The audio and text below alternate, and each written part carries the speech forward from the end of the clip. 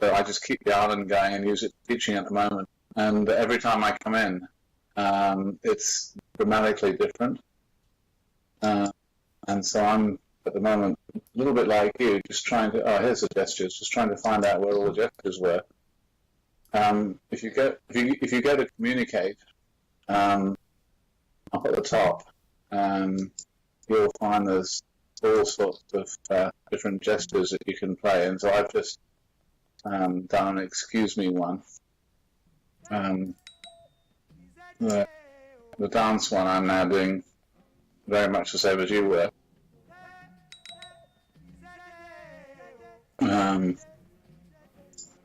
And I don't know what they're.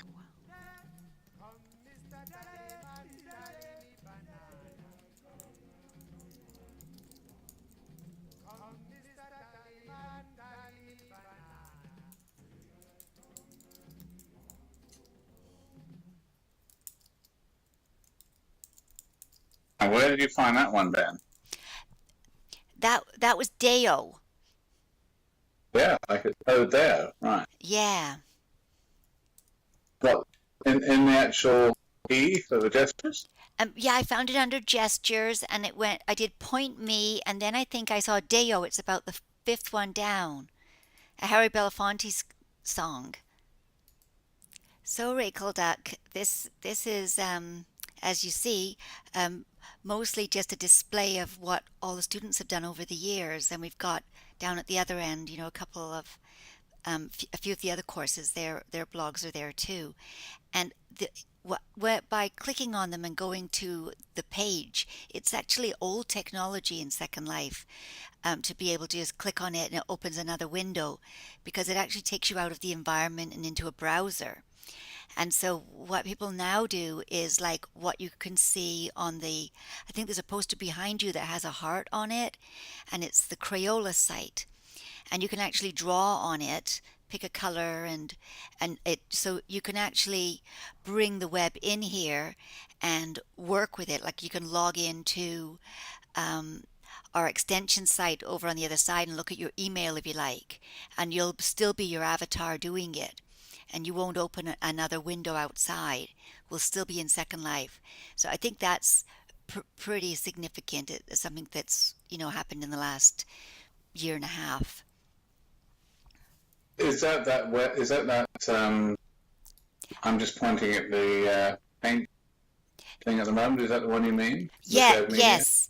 And it's called Web on a Prim, or I think they call it Web on a Prim, or and so you can build any box and then pull a website onto it, and the website will be active. Right. And so if we go Wow, that's over amazing. to that Crayola one, let me see which one it is. Sometimes you have to get really close up to see them. Yeah, it's this one right there.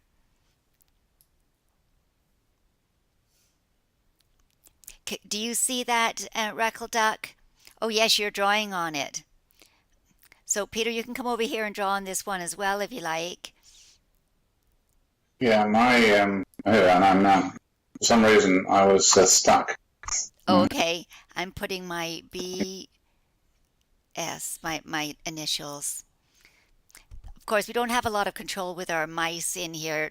We need more like something with a little bit more control to be drawing Right. on But no, I'm not things. drawing. Just in that little blue line down the bottom. That's amazing. Yeah, so when you think of that, though, it shows you that if there's technology on the web that's working, it's something you could be using in this environment with a group, and maybe the group's crossing, different states, different countries. Um, on the other side, I've got my Google Docs. I think I still have it open there. Oh no, I changed it. I put our website up on the other side here for the Med Center, and we could go in and look for, actually, let's look for Peter in here.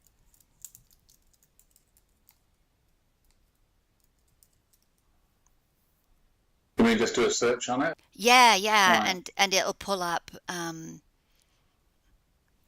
it looks different to everyone because we all have a different viewer. So whatever you do to it, it's going to look different to you than to me. Right. amazing, isn't it, that you can just bring up the whole Isn't website. it cool? But again, yeah. And Rachel, one of the things we were talking about the other night was the number of companies that use Second Life as a sort of group activity when they have distributed teams.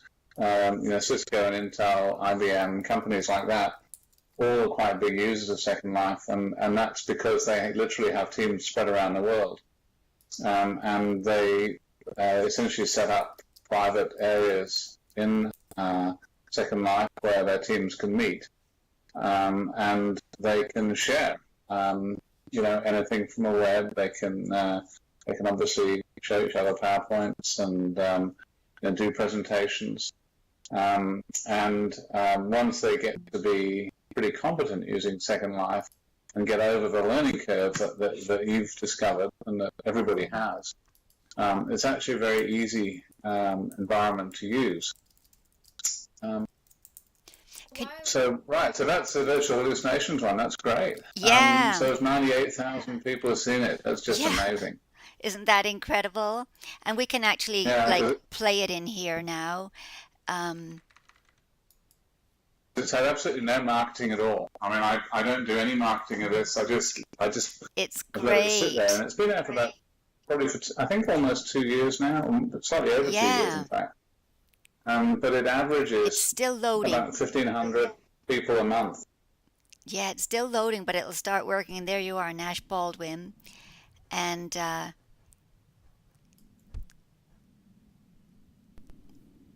here it's going to start now. Yeah, no. Look at the comments. There's something like 326 comments. Yeah, let's look at those. On it, which is also very interesting. Yes. Rachel, I presume you can hear us okay, can you? Good. So if I get schizophrenia, I get to listen to Christopher Walken all the time. Someone must think you sound like Christopher Walken, and somebody's saying with better graphics, this would be effing scary. Yes. Yes. Yeah. I think it's interesting. I obviously get an email every single time there's a comment. Yes. And it goes through phases. You suddenly get sort of 10 comments in a day, and some of them have a lot more than the F word in them. Oh yeah, I can imagine. But YouTube is interesting. They actually delete those comments, go through, find there won't be comments with words in them. Oh really? In the sort of backlist. No, they keep an eye on it, and it's so popular that actually YouTube has approached me a couple of times now, wanting to commercialize it. Oh, that's and so wanting cool. Wanting me to add, to allow all sorts of adverts played on this page. And I don't do that because it's the university created yes. piece of work. But they clearly must take every video that has more of views, is clearly somewhere where they can advertise it. Yeah, I've got.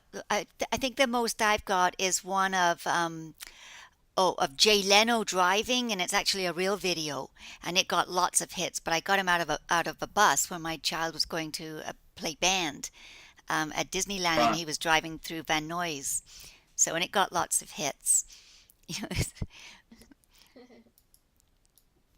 So maybe Ben, could you tell Rachel? She's read a bit about the things I've done on the course. But could you just give her a little bit of background of your own experience in Second Life? Because Ben has a lot more experience in Second Life than I do, Rachel, and has done a lot more things in Second Life, and you can tell she's much more competent at using the environment than I am.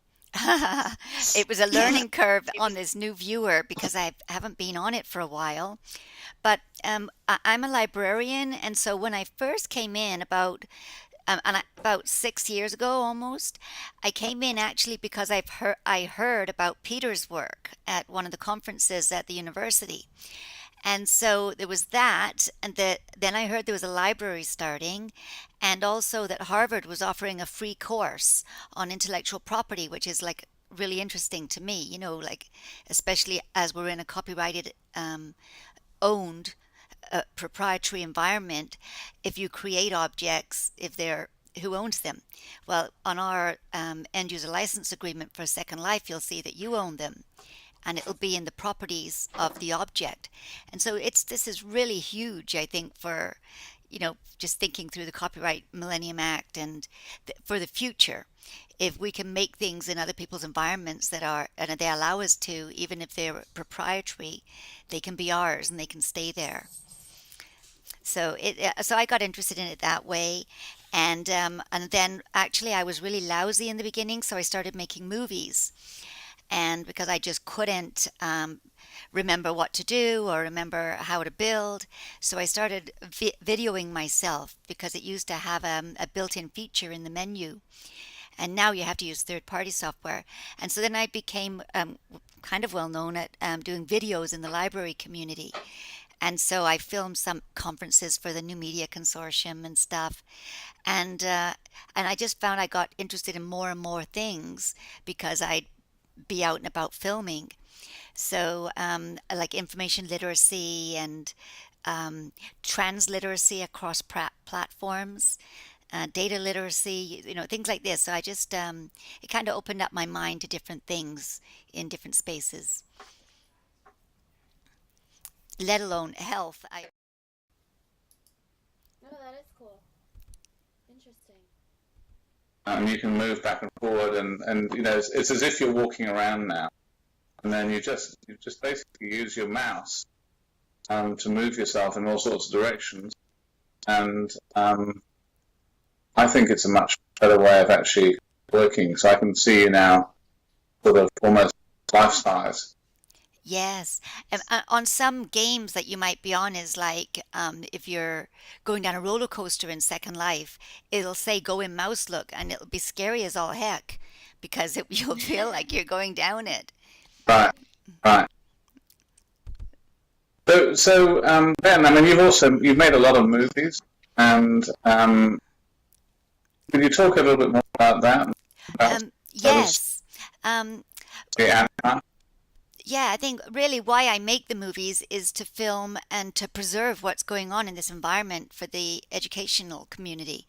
So I've spoken at a number of conferences around the world, and probably my most favorite was the one at Stanford. And I mean, I just did did a small talk, and they invited people who were movie makers and in games, whether you made them in games or in virtual environments, and they invited game lawyers and intellectual property lawyers. So it was quite an interesting conference because here we've got the gamers or the game lawyers not wanting people to appropriate their their work and put it out on the web. They want people to, buy the game and not be filming it and making a community of their own from this game. So and then like myself, like Stanford is trying to preserve, and they actually are part of a $5 million grant through the Library of Congress to preserve virtual environments. And because there's so much research that goes on in these environments, and so much of it that is actually private, and that like these islands are private, like unless you're invited, or Dr. Eloise has invited you in, or being part of this group, you can't come in. And so, if people are collecting data or working on a project, the military has a huge amount of islands. And also in other, like this is Second Life, but there are hundreds of these environments. And so some of them are open source, and I know the government works in there. And there's a lot of potential, I think, for the future. Right now we have to download the software, and it's a separate piece of clunky software and a really high learning curve, which it sure is. But a lot of games are too. And I think as we get used to them, the learning curve will be less. Myself, I would really like it if I could log into Second Life and work with all my colleagues instead of being at 4 different libraries. We could all be in the same space, and you could still answer email from people, and you could still We do a lot of our stuff's done, like reference questions online or chat, and you could still do that from Second Life. And and at the Library Islands, we've done thousands and thousands of reference questions over the years. So, I mean, there's a lot that can be done. And I remember you asked the question just earlier about why would a company use something like Second Life rather than maybe like NetMeeting or some other type of meeting software. And honestly, I think it's a bit more personal. Like you see someone's head or you see someone's name on a menu when you're, in some of this software. But yeah, here you could actually relax a little bit more. You can go to a different place. You're not just stuck on a two-dimensional screen. We're in a 3D space. This happens to be just very bland where we are standing, but there are some wonderful spaces and places where, I mean, if you met with your staff, I think it'd be like sitting outside in a beautiful garden. So I think it has, I think, great potential, like especially for young people learning. The teen grid was just amazing. They used to have a teen grid, and the young kids would come in, and I still know many of them who have, once they're 18, they could come into this grid, and they do a lot of volunteer work and blog. Like Daniel Voyager is one of the well-known bloggers on Second Life. Someone from the teen grid. So it's, for me, it's pretty amazing. I had to stop for a while because I had some injuries to my ulnar nerves, and I think because all my life I've done a lot of video work and computer work, and so I had to lay off it for a bit, but now I'm doing better. It's an interesting issue though. I'm sorry, Rachel, you're saying? No, go ahead. I was going to say one of the problems, is that, for instance, we've just gradually developed this island with various projects and things sitting on here over the last 5 years, I guess, and now we're in a situation where we've got some interesting things and they're good for teaching, but I have to continue paying for the island. And the islands cost a couple of $1,000s per year. And the way that the company makes money from this program is basically sell virtual real estate. I mean, that's their primary source of income. I don't know if they make much money from any other things then, but the problem is if you don't continue paying for your virtual real estate, then they use the service for something else, and everything that you built disappears. So that's one of the reasons why Ben's been fantastic from my point of view and has made a number of films of the stuff that's here on this island of the various different projects, and then put them up on YouTube. Yeah, we've got a lot up. Right. And it's fabulous because at some stage I'm not going to be able to continue paying for this island, and unless I can find other sources of funding. And you can't just afford to pay for it sort of year after year when we're really just using it for teaching at the moment. Yes. I'm putting the URL up here. So it's really nice that you've put all of these demos and examples of what's on the island on YouTube, because hopefully they will be there forever and a day. Yes, yeah. What I've done is I've just changed my preferences, and I'm filming this as we go. And so I changed my preferences so that my draw distance is at the max. So now when I move around the island, I can actually see a lot more. And if you guys wanted to see more of the island from where you're standing, you go into Me, Preferences, and then go into Graphics. And then if you, on Graphics, if you hit the Advanced button, it opens up a lot of options, and there's one on the right side that says Draw Distance, and you can move it up to 512. It's usually set probably like 128. And when you do that and click OK, it draws a much broader distance. So, because I can now see the airplane, and um, actually, you got a couple of airplanes. So where's the 512? Is that on the? Yeah, it's on the. Oops, what did I do?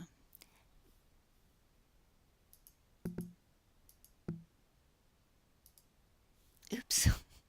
Okay, I've got to go back. Let me see, Davis Island.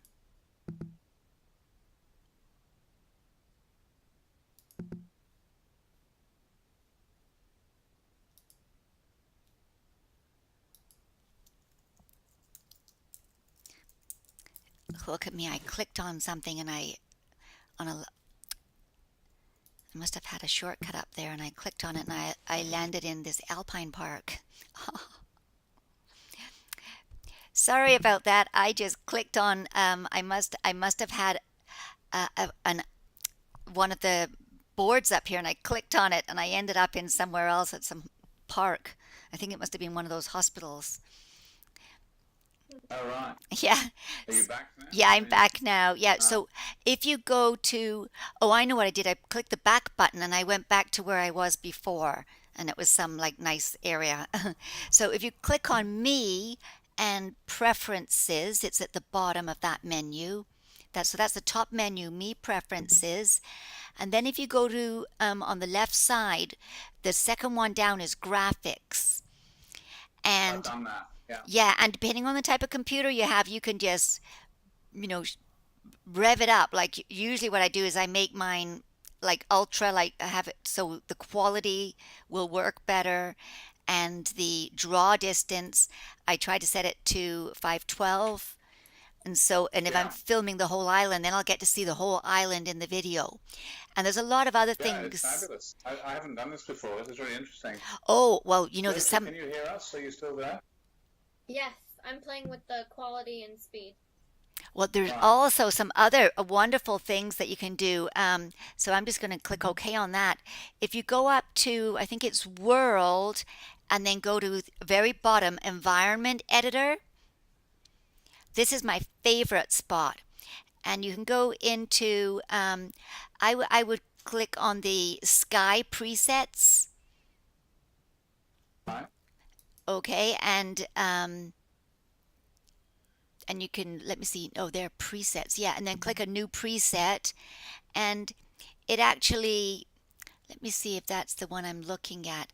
There used to be a drop down menu that actually let you pick, so I'm on World, Environment Editor, and it's funny that they don't You have, can have. yeah.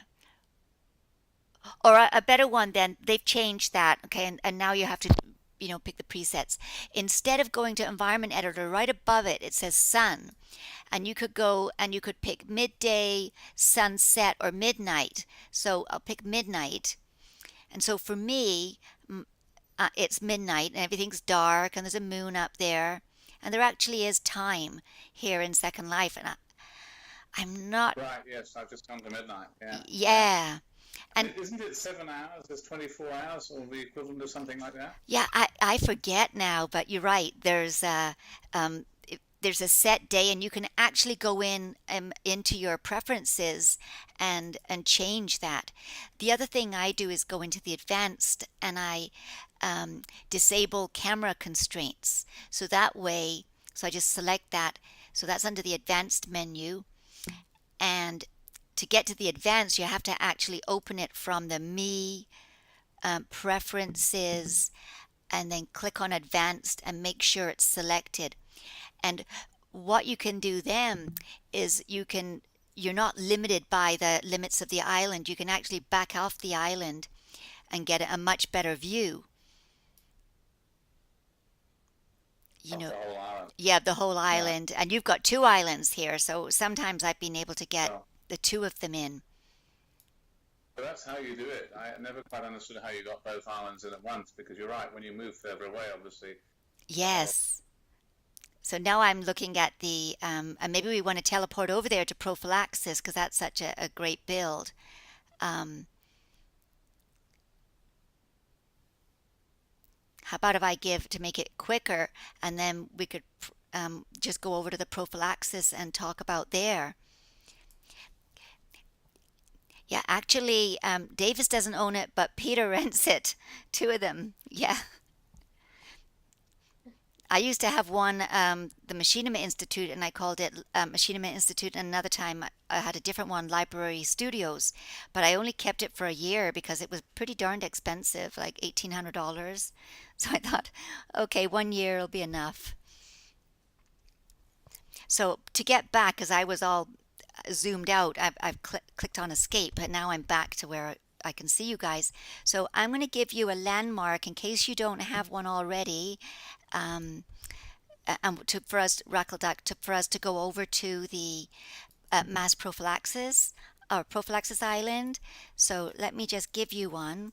So it'll show up on your screen, and then you'll be able to click on it. So what I'm doing, I'm just going to drop it on your body. Okay, and I get a message saying that you've got it in your inventory, or that you got an inventory offer, and the same for Peter. And then we'll just go to the bioterrorism section. Is that what you mean? Yeah, let's do that. So did you get that, Rackleduck? Yes. Good. I'm gonna hit teleport. Yeah, hit teleport, and we'll all go over there.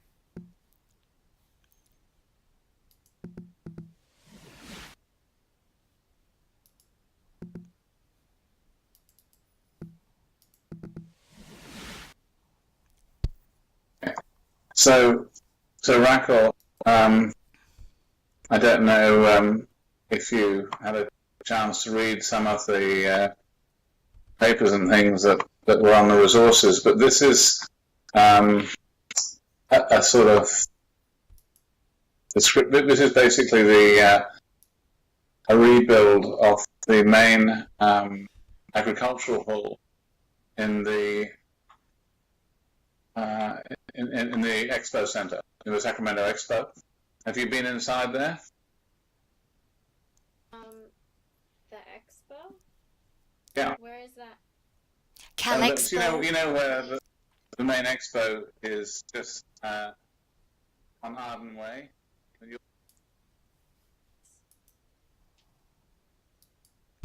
Almost opposite, there's a big Kaiser just opposite the Expo Hall. Yeah, Point West is right there. West, yes. Do you know where I mean, Rachel? Yes. Well, this is This it. actually, I've just put the roof on. I'm just coming across back to you. I was just quickly putting the roof on the building. It sounds weird to have a roof that comes on and off, but that's the way we designed it. And you can fly through it. I love that. You can fly straight through a roof as well. The roof doesn't have any physics in it. But essentially, this was a bioterrorism project that we did for the state, and the aim here was to mimic a project that the state did, and essentially set up. Whoops! I've just gone too far. I've landed outside. Me too.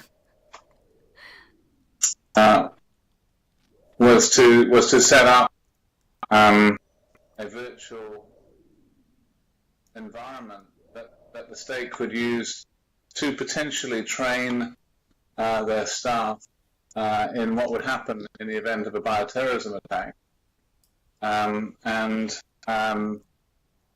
try and create an environment whereby you could have any number of people who went through the environment, so that you could train the staff, to give out antibiotics, to literally thousands of people in very short periods of time.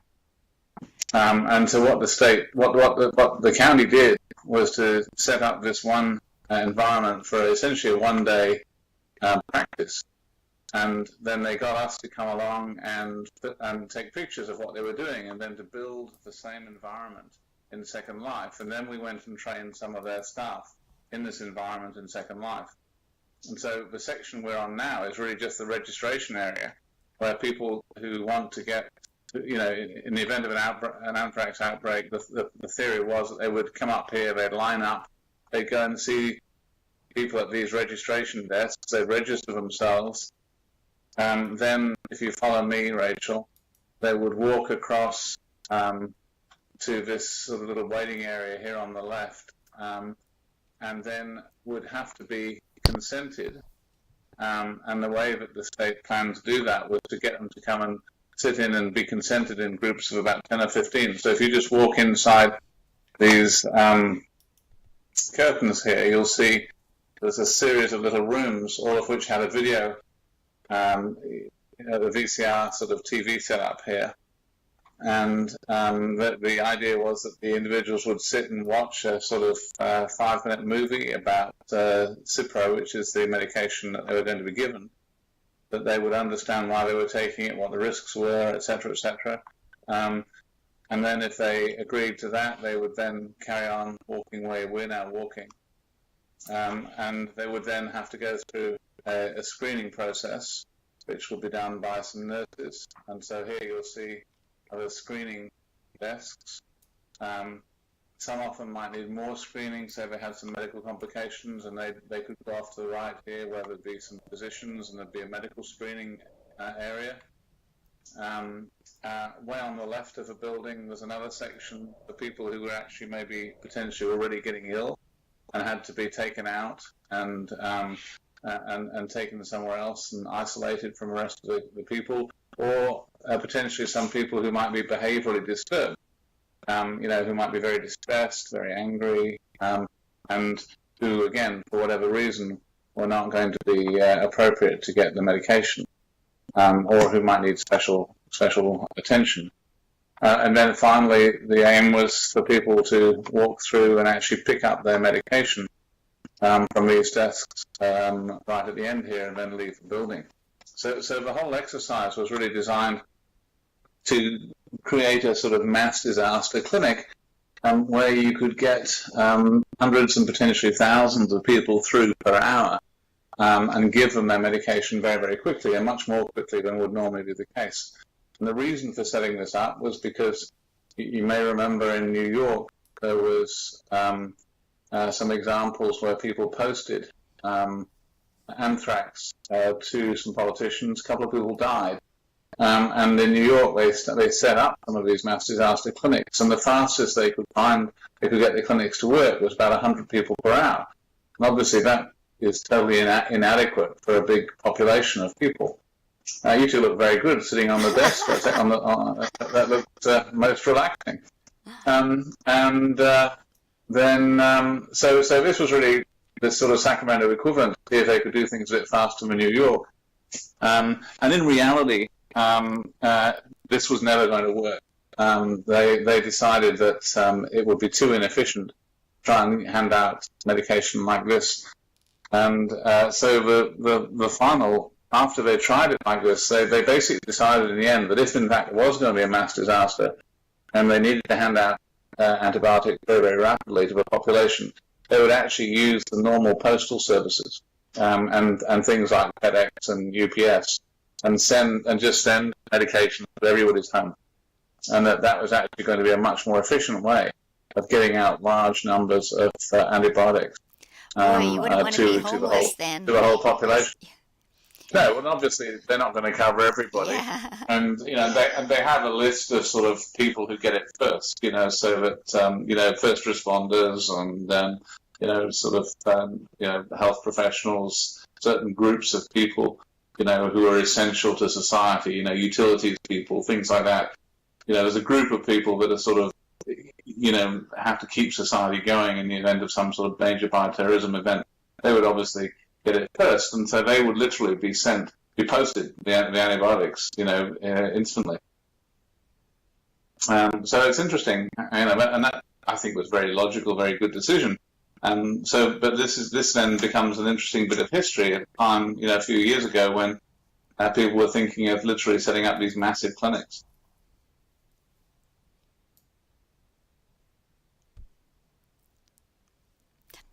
So Rachel, any thoughts or comments? Yeah. Right. What was the start button when we first entered? I don't know. There isn't that was we set up a system which isn't working at the moment to literally run card-like people through the environment. So if you saw there was some cards with the same picture of the same sort of cartoon on each one. So when we had this working and we're training people, we were able to literally send, so many hundred people per hour through, and they would go through at a certain rate. And then we would be able to have individuals who are being trained sitting behind the desks, having to go through, questionnaire after questionnaire after questionnaire, and we could work out how fast they could do that, where the blocks would come in this workflow, and how many people they might need to cover each particular area of a workflow. And so those cards were literally just the equivalent of, individual people, and they could be set to move through at, 1,000 an hour or 100 an hour, whatever we wanted to do. And at one stage, our fantasy was that we were going to actually turn them essentially into bots, so that some of them would be maybe have an infection, some might have particular difficult problems that had to be sorted out separately. That would give the people who were behind the desks and who we were training to run this clinic, problems. So that's what they were for. The other thing that we did is I'm just going to click on this sign behind you, and I'll take the roof off. And so you'll see now the roof is gone. And if you want to do it, I'm just clicking on that little sort of white board up here.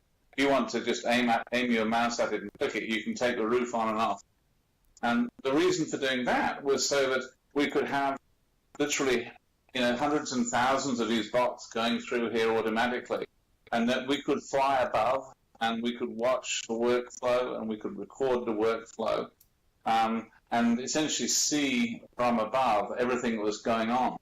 So I think it's an interesting, environment that that you can do a lot more in this environment than you could potentially in the real world, because you can obviously record the whole thing and then look at it afterwards and say, okay, well, so the workflow didn't work there, or these staff had real problems because of A, B, and C, you're not having to physically collect maybe a couple of hundred staff that you'd need to run this environment and get them all to come to one place for their training.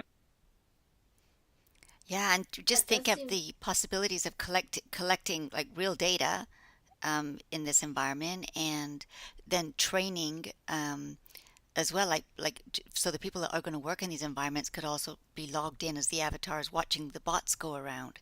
So it's really super. So it's a nice way to think about training training people in any complicated environment, or designing up a complicated environment. So emergency rooms would be a good example of the sort of place that you could create here, and you could then look at what's the difference in the workflow depending on whether you put room A in a certain place, or patient B, patients in different categories go in certain directions.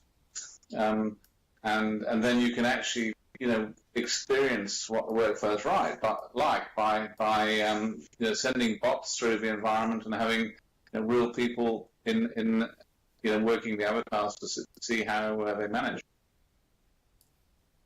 That's a great idea. That seems really useful. Right. And so, I think those sorts of things. There are a few examples of those in Second Life. But it hasn't really ever been properly used for that. That's certainly what we intended to do here. Ultimately, I actually put a grant in to do exactly that in our emergency department and try and design it in a way that might be somewhat better than it turned out. But unfortunately, I didn't get that grant. It's a shame, but you can because imagine there's so a whole much. lot of interesting workflow situations. It seems like this would be ideal for that. Right. And I think it is good potentially for those sorts of role play and workflow sort of exercises. Anything that you have to sort of practice. It would be good, I think, that for training people in, in sort of, good office manners, and because you can have avatars coming in and sort of,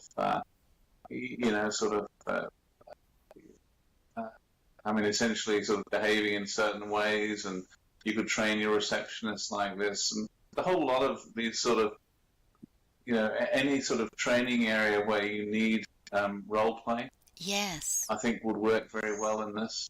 And I think, Ben, you've seen quite a number of examples of that, haven't you? Oh, right. There are like some islands that are strictly role play, and like some of them are like scientific, like or quasi-scientific, like the what is that called? Oh, I can't remember it. But where everything is oh, sorry, I can't remember the word. You go there and everything's just like wheels and mechanics, and there's a name for it. It's like some sort of like science fiction. Yeah. As soon as I leave, I'll remember the word. But anyway, there's some Well, great actually, great I sent, islands. I sent after the meeting, after the session on Tuesday. One of the things I've always wondered about was whether you could do therapy in this world, and I've worked with the military on that. I don't know if you've had a chance to read the paper that I sent around on Tuesday night. No, I haven't was, yet, and that was my question. I was really wondering about that. Right, and so that was written with some military people I've worked with in Seattle, because the military's, as Ben said earlier on, has built a lot of different environments using Second Life, and including therapy environments for soldiers with post-traumatic stress disorder. And so you'll see in that paper some of a few pictures of, for instance, Iraqi markets that the military have built, where they want to, in fact, and have been taking soldiers through, and getting them to sort of re-experience and some of the experiences that they've had overseas, but doing that with their therapists, and essentially trying to reduce the anxiety associated with them. And the military has also built a number of literally therapy centers, and you'll see again some pictures, I think, with that paper of the sorts of things they're doing. I think there's no reason why you couldn't use these environments for, a whole range of activities, and therapy is one of them. Has anything been shown to work yet from the therapy, or even from these kind of scenarios you've created, or anyone else? Oh yes, there's a lot of research Yes. looking in PubMed just under virtual worlds or Second Life or user interface. That like there are like millions of dollars that's being given out in grants. There was 25 million for work that was given out like a couple of years ago by the National NIH, National Institute of Health. A lot is being done, like Peter said, like post-war stuff, like PTSD and just people with disabilities can come into these environments and learn different skills. They can actually walk and do everything in Second Life, but they can actually maybe relearn things socially with other people with the same in the same situation. So Virtual Ability Island is a place like that. But it's endless, the type of research that's going on, like in these islands. I know at one point at one point Second Life was as big as like 8 times the size of Amsterdam. I believe it was something like that. Like if you put all the servers together, that's the virtual space, what it would be.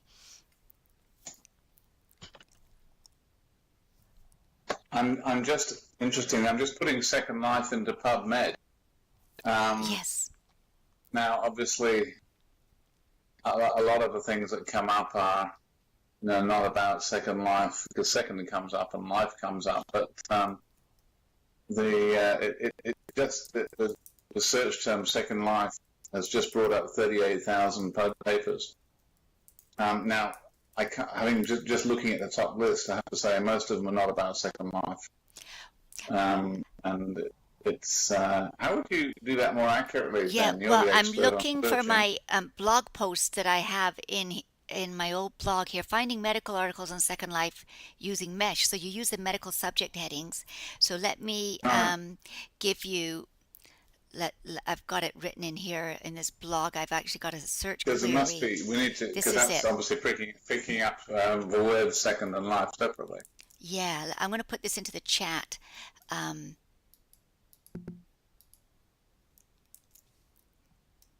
So this is the what I would use. I would look for user computer interface as a major term or major focus on the paper, and virtual environment or Second Life as just by keyword. And so if we put that into PubMed, let me try that.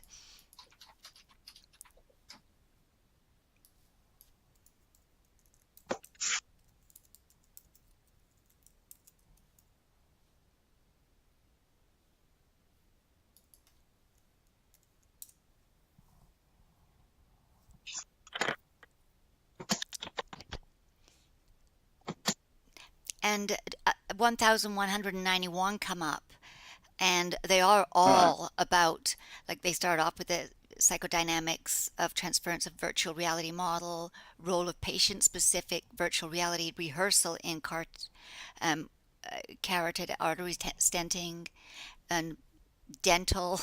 Like, it's Yeah. unbelievable. And if we go in and look at some of these articles and open up the mesh terms, I mean, the terminology that we need to pull it up. There's a lot of nursing in here. I'm seeing user computer interface is the main thing, psychiatric nursing / education. But yeah, if you are looking for, It's interesting. Yeah, it's fascinating. I'm just doing the same, and but just out of interest, the just the hallucinations environment that I built that is sitting in in the sort of the open part of Second Life. I mean, I know of at least probably a dozen schools that use that as a teaching environment for their students around the world. I mean, I oh get yes, you yeah, know well, I get you're probably world I get 3 or famous. 4 emails a year from teachers wanting to use it, And if you look at the and wanting top to go in medical, there and sorry, I'm sorry, you carry on, Ben. yeah, you're always listed under the top medical sites, and the virtual hallucinations that is available to the public is actually, um, of a not the same category that you've got here on this island. Like, I mean, they're like far more advanced, and yet they're still like, it was one of the first places I went to. Right. Yeah, so it's interesting, yeah.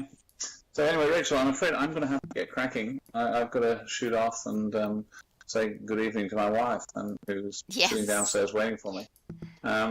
But well done for getting into the world, and I hope this has been interesting. And I must say, it's been very nice to see you and see how well dressed you are. You've done a great job.